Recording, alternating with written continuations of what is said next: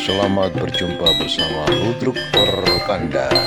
Malam ini akan menampilkan tari remo gaya putra dan dilanjut melawak, dilanjut lagi ke cerita pabrik kedaung. Selamat menonton.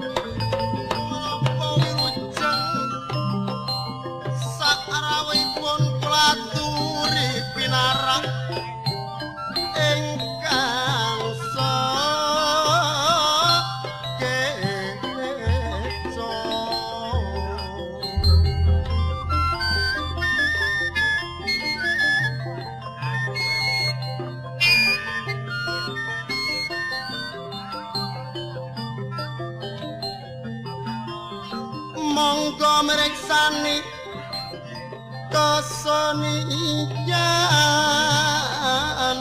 kula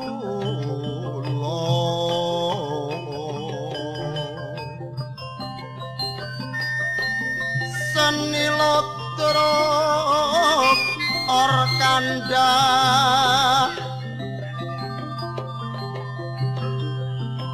arak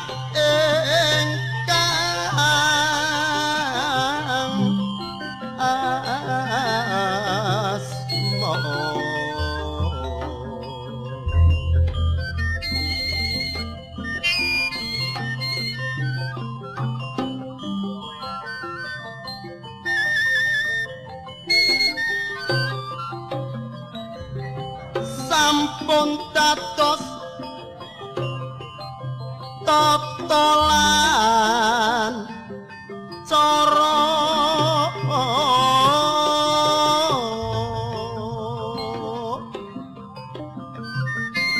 menawi lepat nyuwun agunge arak pangan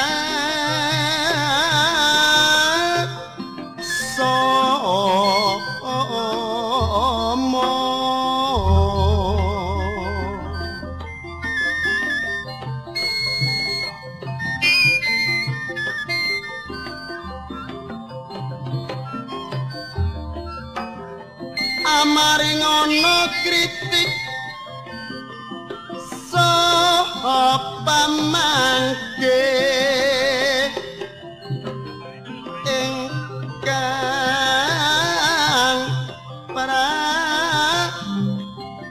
prasaja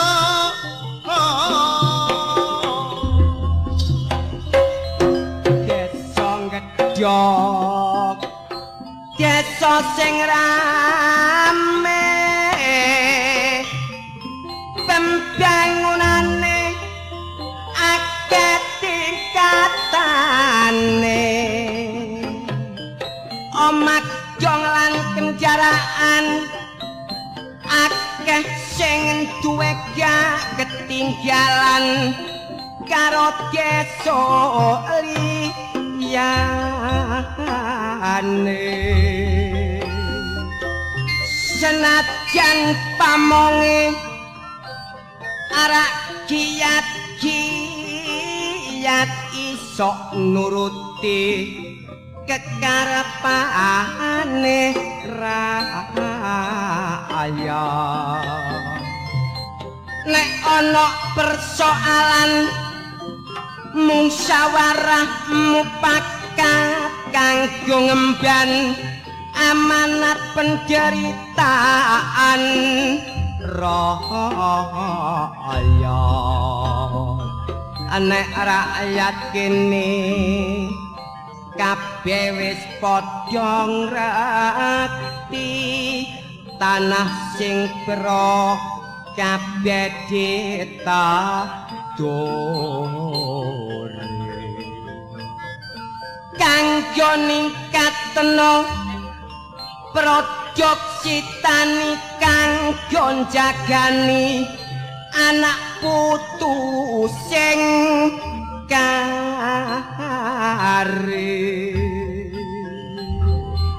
nek penjojok gedhog arak sopan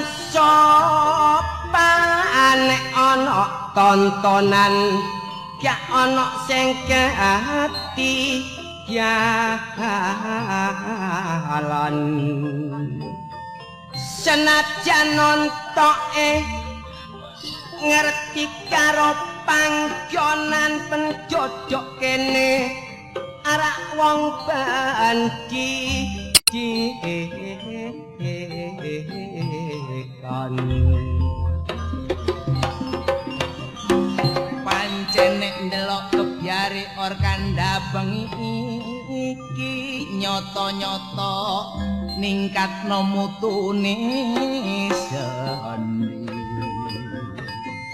segi pentase ae dolor penuh kreasi berkat kebijaksanaane Kak Sunari Haji Umar Sukadim seniman Lodrok Orkanda pancen duweni semboyan tansah nyampekno pemerintahan liwat cerita lan kidungan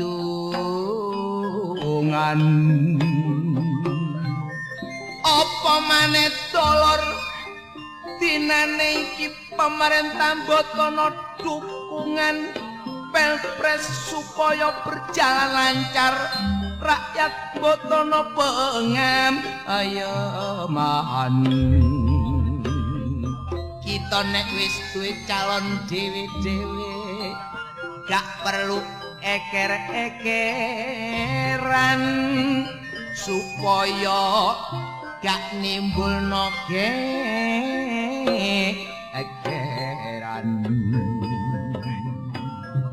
mulai diciptakno kerukunan supaya tercapai Indonesia menciptakno kedamaian iwak pindang tengah segoro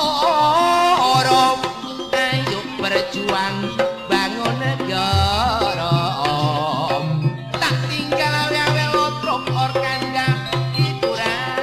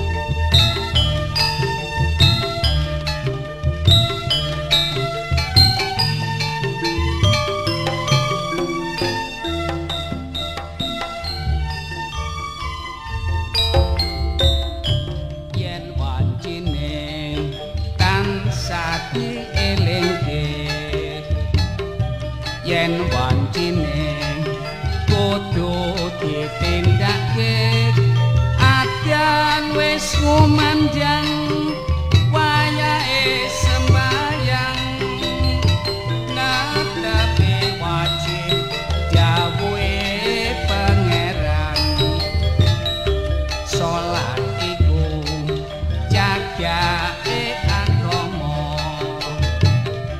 limang wektu padha lakonana kanthi istiqomah lan sing tumaknina luwe sampurna yen berjamaah subuh dhuhur lan asar salat sayekti ngedono tindak mungkar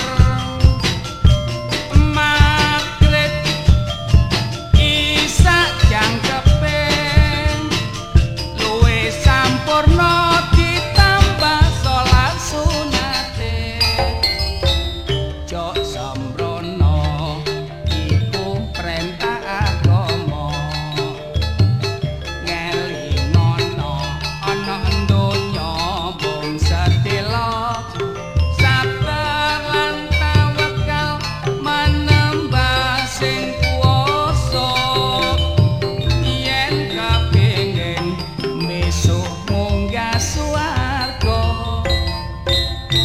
sapa dhuhur lan asar salat sayekti ngedono tindak mungkar maghrib isak jangkepe luwih sampurna ditambah salat sunate jok sembrono iku perintah agama ngelingono ana donya mung sedelo sabar lan tawakal manembah sing kuwasa yen kepengin besok munggah swarga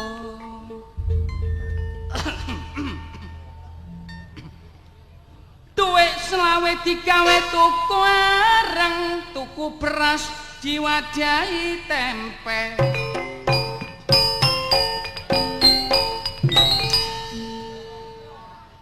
sing duwe gawe bengi ki atine seneng dilu engkas ludruke dikeki mangan maneh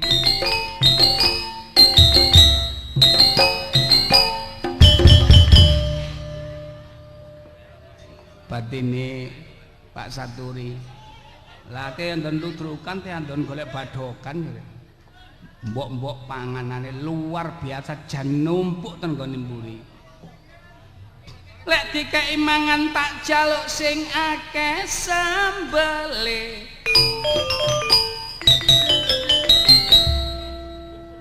lek dikeki ya pi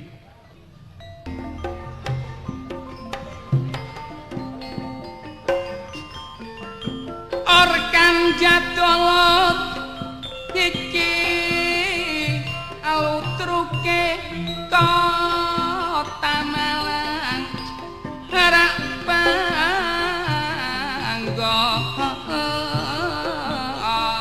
anane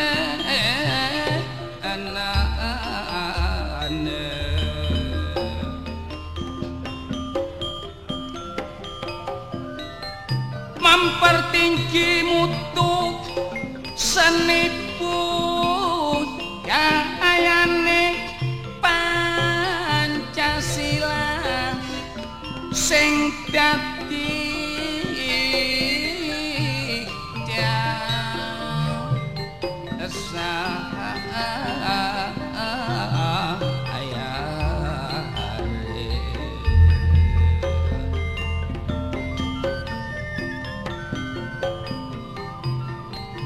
kita regolor jaman sakniki kudu sing sabar lan ati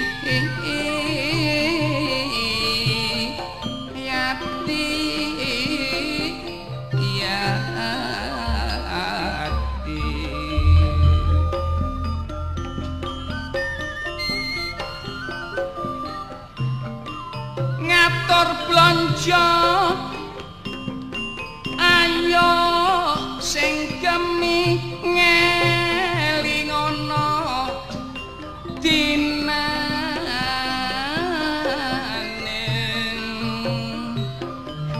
embuh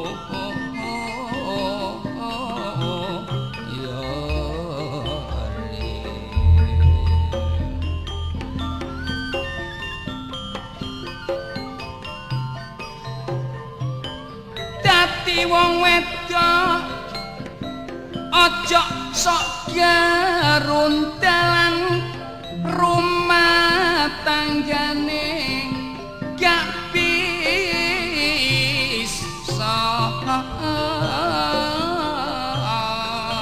aman ya aman.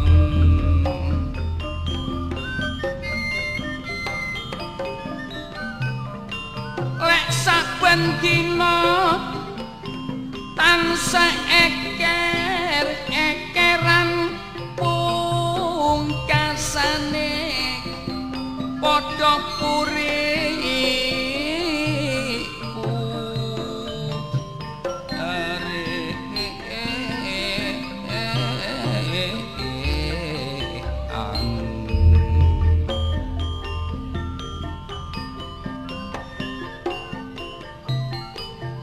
wong lanang ojo sakwenang-wenang barek wong wedok ojo merowan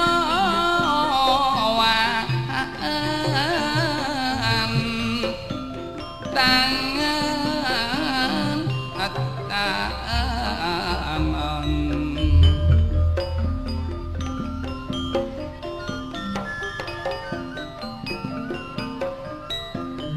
Hukum agama wis menehi larangan nek wong wedok mono duweni hak lan kewajiban.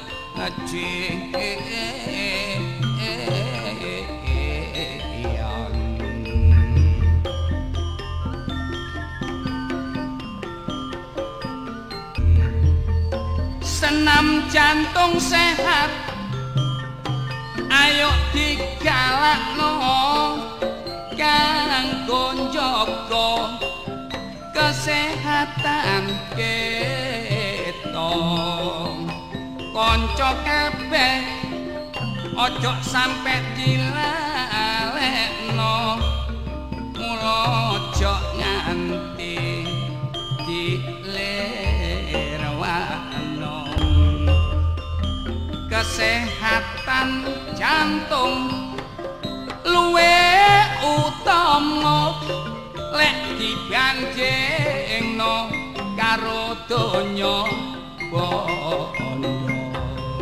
Mula ayo dulur dikulinakno perlune kanggo njaga kesehatane raga. Kebersihan pangkal kesehatan, kesehatan pangkal kebahagiaan. Melok senam jantung sehat sing dadi tujuan wong perlune iku pagoyoban.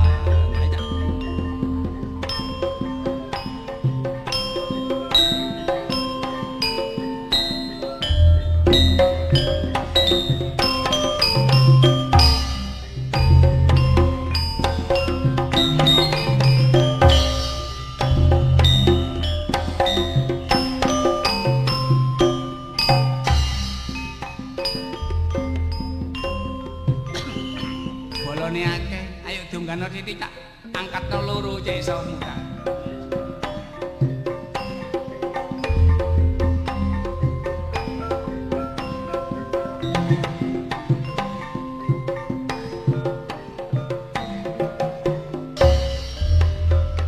Lah iya campur sarine digawe sembarang ya kenek.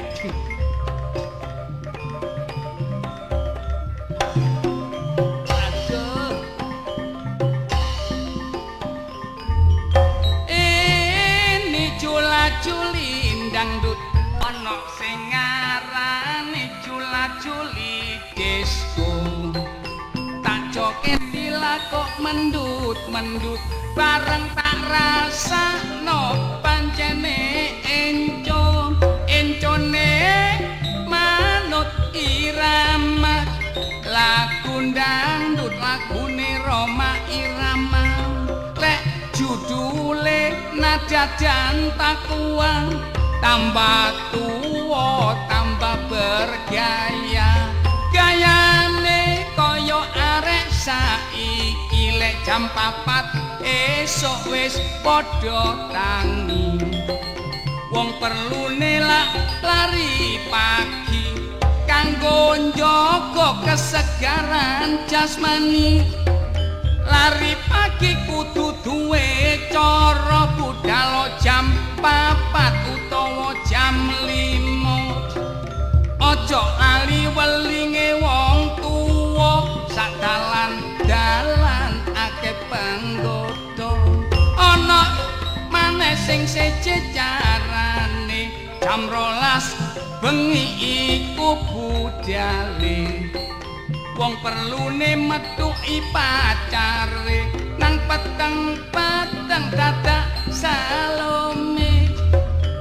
Salome aduh dudu Salome satu lobang kok rame-rame iku ngono pancen dijarak dhewe lari oleh petang ulan dadak wetenge gede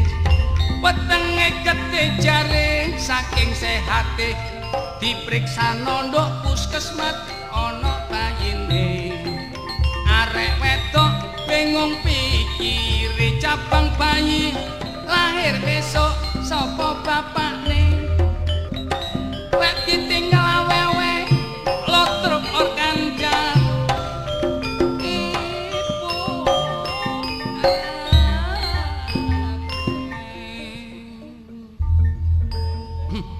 ngitung mulai bulan loro sampai saiki saya gak kapok-kapok lah. Bapak Ibu hadirin yang berbahagia, Bapak Saturi beserta keluarga di samping mendatangkan kesenian tradisional Ludruk Orkanda dari Kota Malang juga mendatangkan bintang tamu dari Kota Jakarta. Mari kita sambut dengan tepukan tangan yang sangat meriah. Inilah saudara Haji Roma Irama. Ya, Haji Roma Irama. Lapo?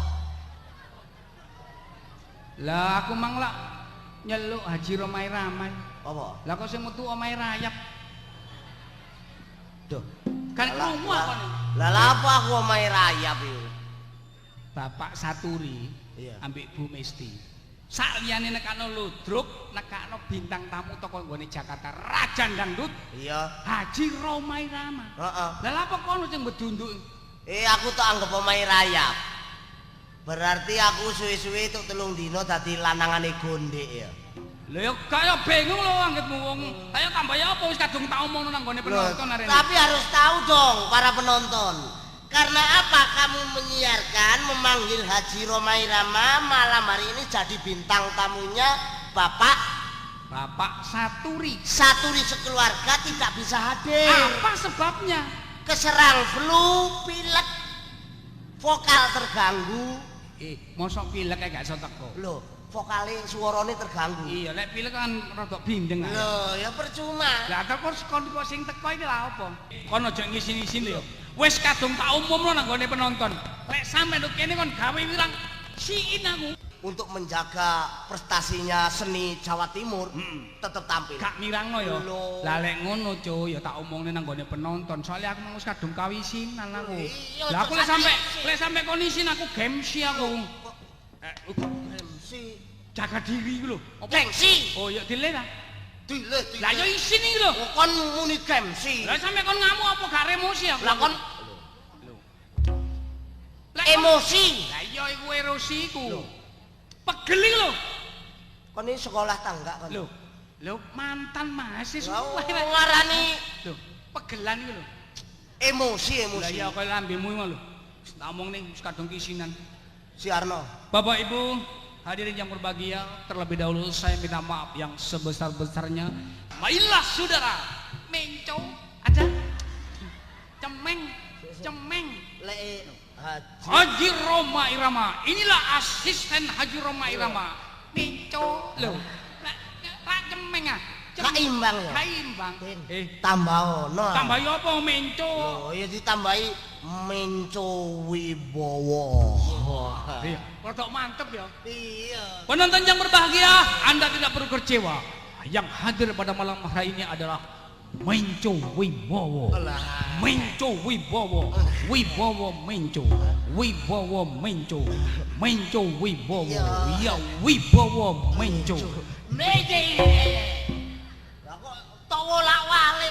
Lah gak diwali lah Yo gosong. Menco Wibowo. Iya. Menco Wibowo yang hadir pada malam hari ini, saudara-saudara. Dia tidak mau ketinggalan dengan penyanyi-penyanyi dangdut yang sudah tenar. Jelas dong. Kalau Haji Roma Irama, orang pada tahu bahwa dia sudah terkenal di dunia internasional. Elvi Sukesi demikian juga saudara, namanya sudah terkenal di dunia internasional. Menco Wibowo juga tidak ketinggalan, namanya sudah terkenal di dunia sampai di akhirat. Dengan demikian saudara-saudara, aduh. Lah kok internasional karo akhirat tuh anggap aku bangke ya. Kesuwur lho dong. Ya internasional. Namanya sudah terkenal di dunia internasional, saudara-saudara. Dengan demikian saudara-saudara, saya akan memperkenalkan wajah daripada Menco Wibowo. Kalau kita lihat dari samping, seperti almarhum pelawak kenamaan Gepeng, saudara-saudara. Wah, jelas dong. Kalau dari belakang kita lihat seperti pelawak Surabaya Jos Sapulete. Kalau dari depan seperti pelawak Jos Sapu Korek. Dengan demikian saudara-saudara, marilah kita saksikan. Iya, saksikan. Sapu korek ge nyaponi sampahmu yo. Sapulete Surabaya. Lah iya. Kalau kita lihat dari depan seperti pelawak kenamaan Surabaya Jos Sapulete, saudara. Baru-baru ini saudara, Haji Roma Irama dipanggil panitia Probolinggo untuk menyanyi. Pada tanggal 25 yang akan datang saudara-saudara, saudara Menco Wibowo insya Allah akan dipanggil oleh Allah Subhanahu wa Ta'ala. La ilaha illallah, la ilaha illallah, la ilaha illallah, Muhammad Rasulullah.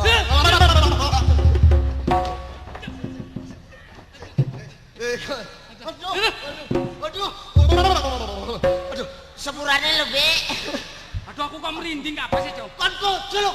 Kocok ki apa sih? Lah lama aku dipanggil Allah itu. Dipanggil panitia gedok untuk menyanyi. Ora kon mau subhanallah ngono. Aku lek malih mayit.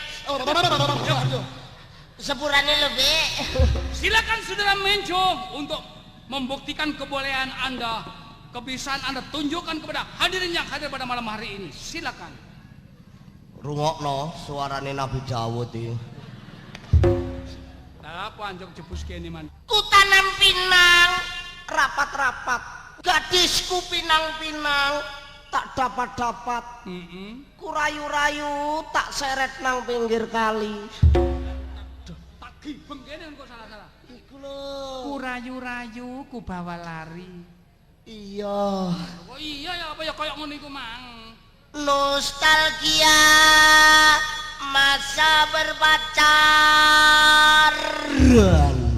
Kok anjlok ngene lingku koyo gak ngono sih. Saking mantepe. Mantep panjenengan ona. Yang tak dapat terlupakan. Kok ngene sih? Terbayang-bayang di matamu. Matamu dhewe. Matamu dhewe.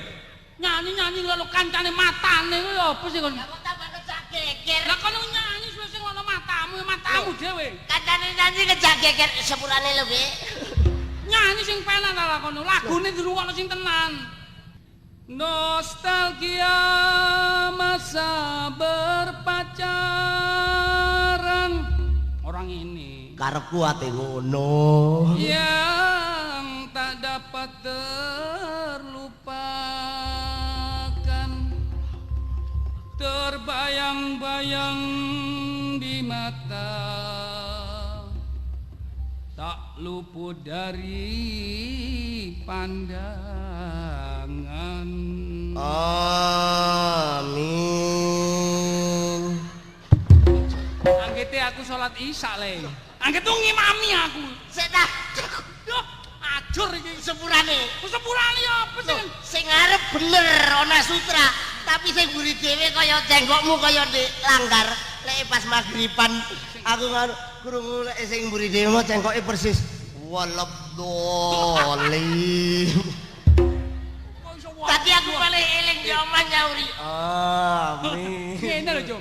Sepurane lho, Ki. Bapak itu sepuro. Aku eling di omah Mas ya. Ah, wis ngono kan nganti kemringet aku sampean. Ya kon malih kaya wong anu. Nggugoni kon malih kae. Sore-sore padang bulan. Hayu kanca padha dolanan. Rene-rene bebarengan. Rame-rame edo jejogetan.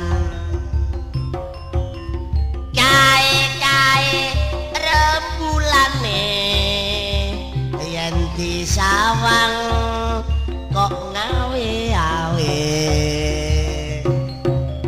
Kaya-kaya ngelingake kanca kabeh aja turu sore-sore.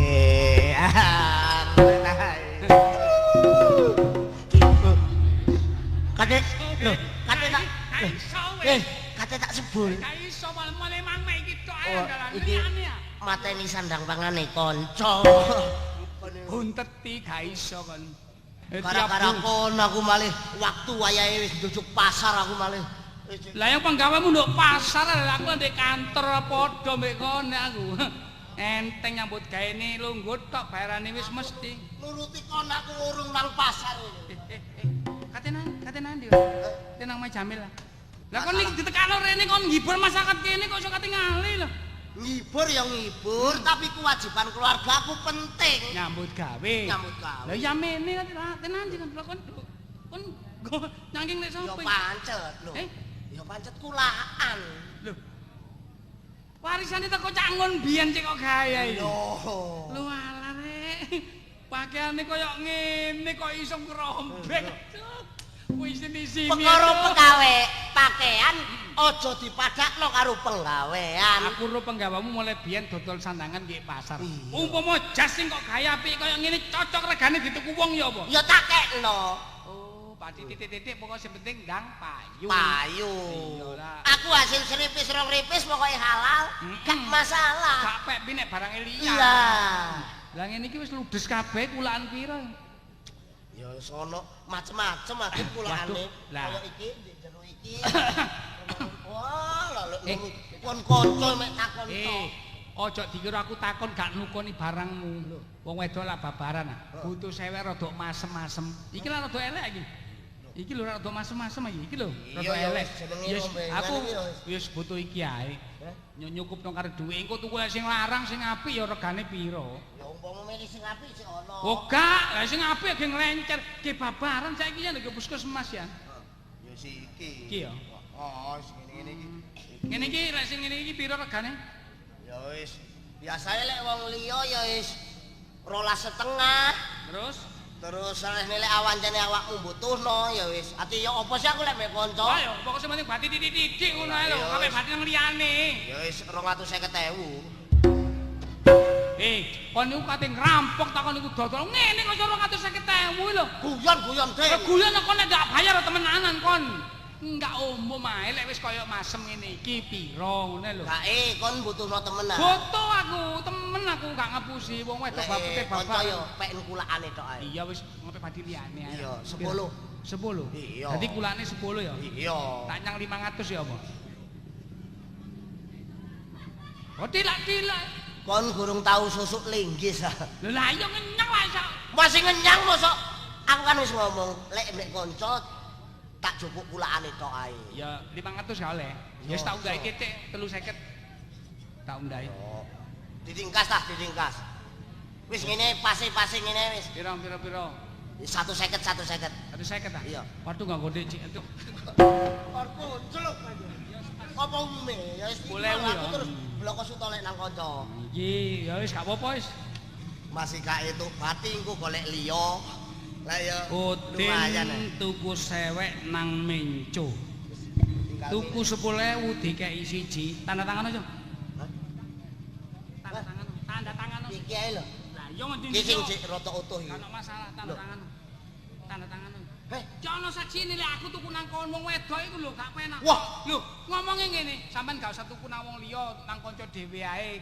iya lek sing seneng anu lho iku ambek kanca kok kate kocol kaden kan iku. Kan iku Mosok kanca karo kanca ambek tanda tangan teh. apa sebabe kon tanda tangan. Ngarep tak omongno aku iki wis gak dipercaya karo wong wedok. Lek dikon golek-golek mesti tak entit. Lah iki tak jelasno. Udin tuku sewek nang Menco.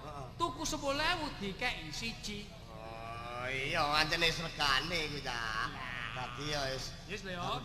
Nah, ngene iki. Tapi di sawang tonggo ya gak pantes ngene jane. Wong atase karo kanca perkara rompe. Iki barang gak masalah iki. Ya wis tutupno kon dodol aku tak balik ya dadi Balik ya balik, tapi sing sitok. Balik oh. lho. Kan iku koyo apa sih?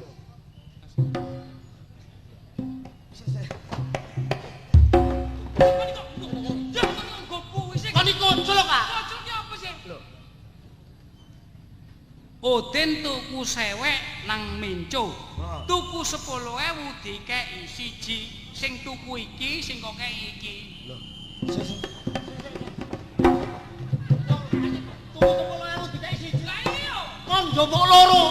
Rungono iki. Udin tuku sewek nang Menco. Tuku 10.000 dikeki Siji lah yo. Iki sing tuku, iki sing kok kei. Ya jelas ah. Goblok iki. Wong njobok loro kok iso goblok-goblokne bakule yo. Ding. Kon iso dol tinuku ta enggak kon iki? Kon iso ngomong apa gak? Lho, Ana ngomong sih. Lek tuku 10.000, tak kei siji. lah iya iki sing tuku, iki sing kok kei. Jelas ah. Goblok. Oh, lek kon nganu aku tetep gak trimo. Ate apa? Ate lapor. Atu nandi? Loh, wong desa lho sing ngatur. Ate lapor nandi kon? Nang dhuwur-dhuwuran. Nang sapa? Langit, Lapura kon nek kuat Lintang. Iya nang ndi maneh? Mendung. Iya lapura rono. Wong goblok gak iso hitung-hitung. sing tak masuk nang dhuwur-dhuwuran ning ngene desa nek sing nonton nang ngene lurah. Oh nang petinggi. Iya. Sapa petinggimu? Lho, petinggi sukir yo. Lah wong petinggi sukir kok dijokno nang aku. Cuk. Ojo cacak petinggi sukir siji. Legane ati rene rampak-rampak petinggimu koyo sukir 20 gawon rene. Tok apakno? Tak cucupe bun-bunane mbak. Kuwi Lah wong sukir yo. petinggi sukir 20 ate tok cucuk bumbunane. Iya. Oh, bongko tak lapor. Lapura wong kon yo bodho ae. Iki Pak, soalé masalahe Udin. Kayak kula mboten tau ngakali, Pak. Mulai biyen nggih jujur mawon. Napa anane? Soalé iki masalahe. Lah sing lapor ya goblok. Didang-dangi. Napa? Sablon. Orane Cengengesan. aku iki lurah le.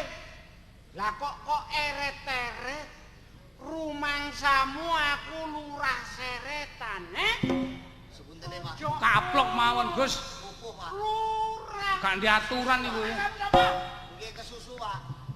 Gak ngerti lek aku iki wong tuamu. Gak diaturan. Pak. Ojo Lurah kok dieret-eret padane opo ae. Duwe kanca le. Susu ya. Kandhanono. Nggih lek arek cilik Gus dikandani. Ojo kaya ngene cara. Wong wis tuwek dikandani. Lho, percaya? Ngece Gus. Ngece. Dituturi ketoke ngrungokno tapi lek nyengkur. Lurae. Rumangsamu aku gendakamu.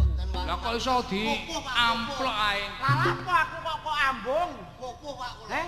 Popo. Tinimbang kon ngambung aku, Nak. Angur diko ngalahi ngambung Gus. Heh? Diko ngalahi ngambung. Ngambungo sablon. Sepurane aku kesusu. Susu. Aku Wah. Gunane apa lek kon kesusu aku? Nyeret Pak Lurah. ya meneh diselesekno meneh lak kena. Kon iku lho ya apa rek? Ya mbo. Heh, Nah, aku iki lurah rek. Wong duwe rakyat rong glintir kok cik repote. Napa kon ngeret-ngeret aku lha apa? Nggih masalah niki sampean urus-urusi. Heh? Sampean urus-urusi. Aku kok ngono urus-urus. Masalah niki nggih. nggih Pak lek wetenge loro diurus-urus mawon wetenge. Iki persoalane apa, Nak? Lah persoalane masalah perkatoan. Perkatoane apa sih? Percelonoan. Aduh. Kon iki dikon niku lek ngomong. Maksrute. Masrute. Aduh, Persoalane apa? Ngomong kon ayo. masalah kabangan, Pak. Kula kan pun 17 tahun. Dodol rombengan ngeten iki lho, Pak. Yo, aku wis seru wis ngerti lek kon niku dodol rombengan. Wis Lah seru. utin niku karo kanca nakalan. Nakali. Lah cari niku sewek niku kan regane 10.000. 10.000 terus. Lah dhek tumbas 10.000, njupuke loro. Lah, awakmu wis sepakat sih. Lho, Awakmu wis oleh sih. Lek wis oleh enggak apa-apa 10.000 kok kei loro enggak masalah. Gus, persoalan iki cek mboten dawa-dawa. Niki tandang-tangan di sinten sini. Iki menco. Odin tuku sewek nang menco. Tuku 10.000 dikei siji. Terus Lah niki sing tuku, niki sing dikei. Lho, lha pun cetok. lek ndelok kuitansine iki ya bener awakmu. Lah nggih Odin tuku sewek nang menco 10.000 tuku 10.000 dikei siji. Lah niki sing tuku, niki sing dikei. Lah pun cetok. Bener kon. Lho, lah nggih goblok Oh, nggih. niku sing salah. Sik iki tanda tangane sapa? Niki menco. Tanda tangane sapa? Ayo, sapa iku? Ayo. tanda tangan kula. Lah iya. Tanda tanganmu kon kok geger. Mulia, Nak. Lho nggih, sekarang Sampeyan niku lurah, Wis bener sih. lurahe tawon tah lurahe rakyat sampeyan niku. Udin Januri ya. nggih. Sik. Kon tuku sewek iki kanggo sapa, Nak? Wong wedok babaran, Pak. Bojomu meteng maneh. Lho bala-bale pokok ludruk prei mbok bojo kula mbok. Hukum kon. Tadi tuku sewek kanggo Bojo. Lek wis diurusi lurah dihukum kon. Yo, Mongko. tuku sewek kanggo bojo. Iki lek wis teko omah nek dijaluk bojomu, Nak. Nggih kula keaken. Oh, kene Lek aku trimo enggak dihukum tapi lek aku Iya. enggak trimo tetep dihukum. tanda tangan. Kasus hari iki. Kene, Udin tuku sewek kanggo Bojo. bojone. Nek dijaluk bojone, Kula keaken. tanda tangan Udin. Kasih nyambut gawe ngene kok ate dihapus. Ah, wis lho ya. Kon wis mantep temenan lho iki ya. Nggih, Om. Heeh. Iki tujuane nggih Iya, meni wis putra. mantep lho ya. Kok Udin tuku sewek kanggo Bojo kula. nek dijaluk bojomu. Kula keaken. Wis tanda tangan Udin. Tenang. Ya lek wong bodho dikeki omongan sing ngene iki gak ngerti dihukum kon. Cung. Apa kasus hari iki? Terus saiki kon mulya nang omahe Udin. Lek kula pun wangsul teng liyane Udin, Bojone Udin peken. kelangan sewek itu bojo Oleh bojo guru. Iya. Lapo. Kula. Udin Kok iso Udin bojo kan tuku dipek. sewek Lah, kanggo ini celana, bojone. sepatu ya lek sepatu dipek. Bojo kok kan Lho dipek. lha iki sing tanda tangan sapa? Kula niku Gus. Heeh. Nek dipek bojone, Kula keaken. lah iki tanda tanganmu. Ya gak apa-apa kelangan sewek. wis tok kene. Wis ayo. Ayo gak iso wis gak apa-apa. Gak apa-apa. Kamu ono Pak RT. RT. Gus Lurah. RT kuwi. Pak RT. Ajeng ngeten pundi? Lah iki ngurusi arek-arek gegeran ae. Lho, RT. ngurusi menco kalih Mas Udin. Karo Udin gegeran. Lah kula geger mbek kanca lah gak pantes nggih. Mboten pantes. Akrab mulai biyen, lah kok entene ngate ngapik bojo. Sampean ngurus masalah Udin kalih menco urusane masalah nopo? Lah iki sih nak. Kon nak yo RT.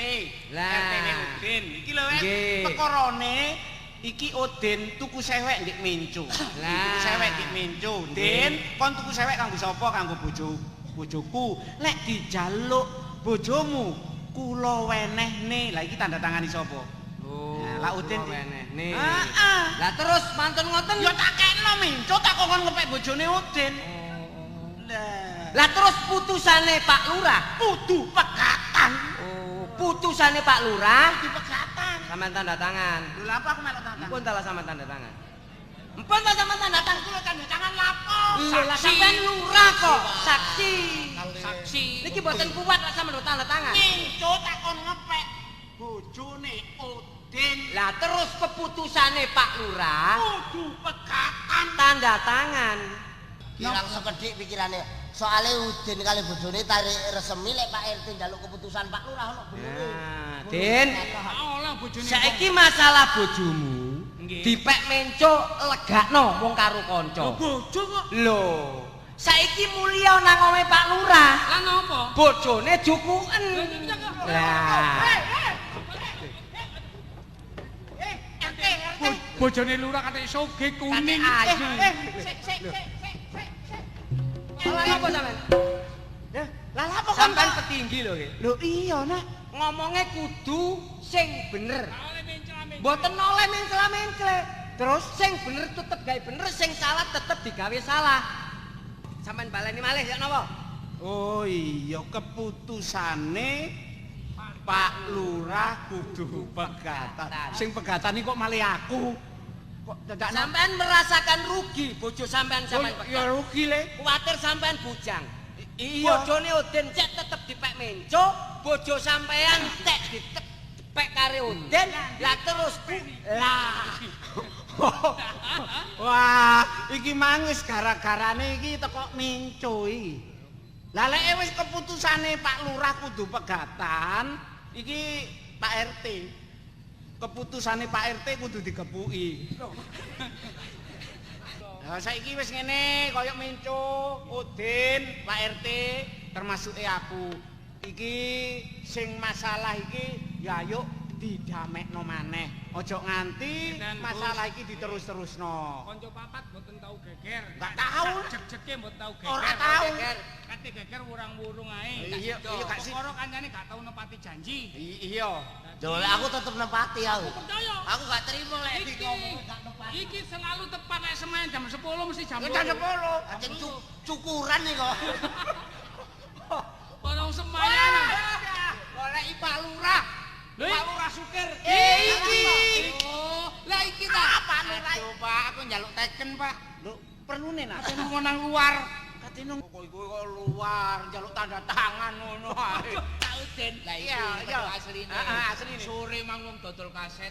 Loh. Ya apa ya?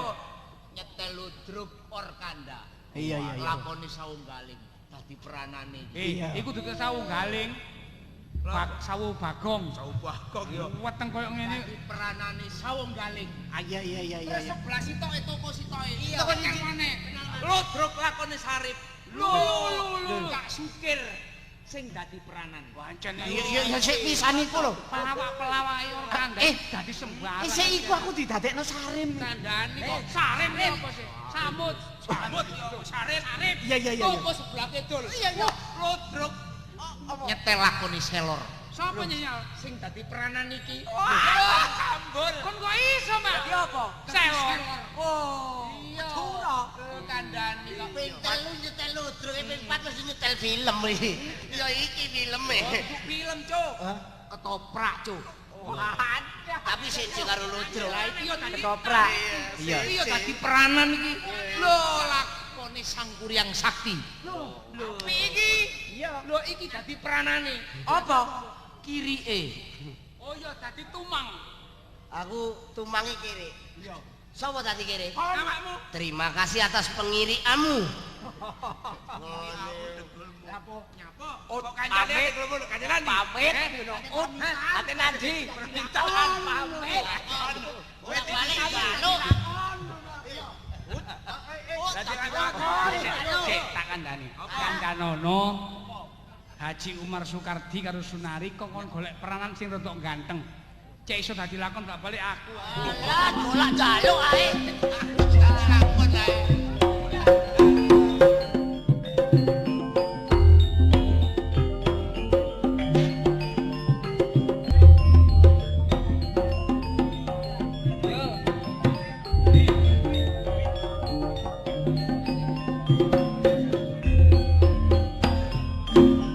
Juk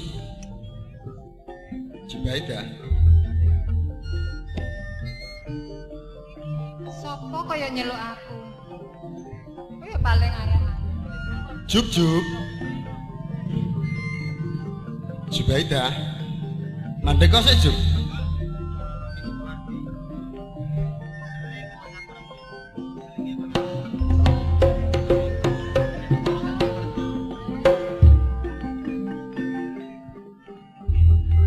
Ngapunten, Ben. Rumaos kula lek lare-lare nggodha kula Aku arep kok susah ganti. badhe wangsul. Oh, lho mari tekok ngendi? Saking ngenten, Den. Ngirim. Nggih. Ngirim nang sawah. Boten. Oh, nang Tegal. Boten, Den. Lah, terus Ngenten Mbah. lho, Mbah. Nggih, lah Mbah kula lak wonten penjara, Den. Lho. Di penjara. Lho Nggih. salah ya apa? Lek lepatipun kula mboten ngertos, Den. Nanging nggih dos pundi nggih? Nggih kula mbok njaluk tolong, Den. Bab mbah kula niku didalaken. Wong panjenengan niku nggih putrane asisten. Nggih, Den. Tak kandhani. Senajan aku itu putrane asisten. Cuma lek perkara kesalahan luput iki aku ora iso melok-melok. Ora iso aja meneh, ya. Terus senajan to wong tuaku dhewe iku sing duweni kuluputan aku ora iso. Oh, dados ngaten nggih, Den. Iya. Oh, nggih lek ngaten nggih ngapunten lho, Den. Kula wonten lancang Ya ora apa. Terus ngaten. Nggih lek ngoten kula badhe wangsul selak Sik siang. kosek. Mandek kosek. Wonten apa sih, Den? Mboten. Juk, aku tak kondo bloko susah. Lah nggih monggo, Den. Aku seneng. Tresno karo. Alah jenengan niku ngenyek. Dumane kula niku anake wong ora duwe. Wong anake wong kere. Terus gampang-gampang ngomong seneng. Den, Piye? ngaten lho, Den nggih. Panjenengan sanjang menawi tresno kalih kula. Kula menika nggih rumaos bunga nggih kadang nggih susah, Den. Lho. Bungah ya susah. Nggih. Sing kok bungahe apa, sing kok susah ya apa? Bungah kula menika kula kepanggih panjenengan putrane Sinder terus nggih tresno kalih kula kados-kados kula nemu masak kilo, Den. Ya. Ning Susah ya. sing dados gelo lan susah kula, Den. Menawi kula menika sampun tuwuh rasa sekatresnan dhateng panjenengan, lajeng panjenengan menika selak ing janji, lajeng kula mangke kados pundi, Den? Wong kula menika lek sampun kebajut ngomong tresna menika, tresna kula menika lair tumusing batin, Den. Woh. Ya.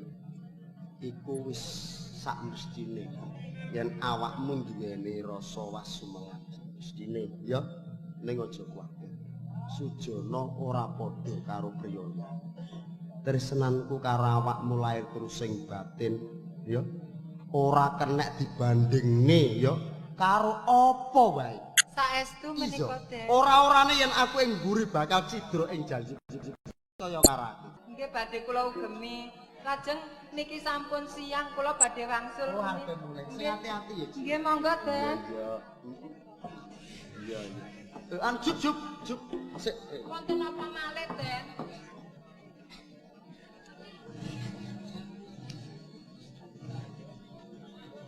Jup. Berarti panjenengan menika tresna kula menika saged panjenengan tumbas, Den. Saged, Den. Senajan panjenengan menika badhe menehi kula menika emas kinten berlian. Kula boten saged, Den. Tresna kula menika lair tumusing baten boten kelawan donya bondo, Den. Kula pun ngertos lek panjenengan menika sugih jumlah dalawatan. Ning sanes ngaten menjaluk kula. Aja salah tampa. Lair batin. Senajan topo menawakmu ora nampa katresnanku pancen aku kepengin paweweh nang kowe kok ateges aku ngino ora. Boten, Den. Sepindah malah kok. Lho, Jup. Jubaida. Jup. Woi, Jup.